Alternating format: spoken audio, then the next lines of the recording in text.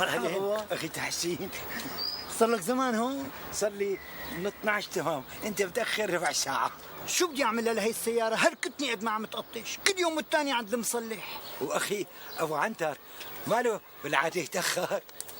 ابو عنتر ماله جاي، شنو ابو عنتر بالحبس بده شي جمعة ليطلع. اوف، اللي بالعاده يحسبها مزبوط مشان عيد الصداقه العالمي. مزبوط، بس هالمشكلة اللي اجت فجأة بدون دراسة مسبقة من قبله. اوف، عمش بعرف انا انه ابو عنتر بيبقى دارس دراسه معمقه لكل المشاكل اللي محتمل وقوعها معه. الله يهديه، تخانق هو خالي قام كسر له ايده. مشكل ما بلحق روح لعنده على الحبس زوره، شني واعد المعلم ارجع الساعه 1:30 تمام. لا ما بتلحق. والعله كمان لسه بدي اروح اشتري لعبه لامل. مين امان؟ امل، امل بنتي ارجيني.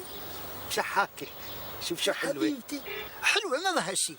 ان شاء الله الله بيحلي ايامك يا رب. وانت اخي تحسين طمني، شو الله طعمك اولاد بهالسنه؟ لسه الله ما طعم. على كل الله كريم. هابي بيرثداي اخي تحسين. شكرا اخي غوار. هابي بيرثداي اخي غوار. هابي بيرثداي اخي سيد تحسين. وبكره ان شاء الله بدي اخذ اذن من معلمي شي ساعه زمان وروح زور اخي ابو عنتر بالحبس واقدم له الورده تبع عيد الصداقه العالمي. لكان خذ هي الوردة تبعي معك، عطيها وقول له هابي نير.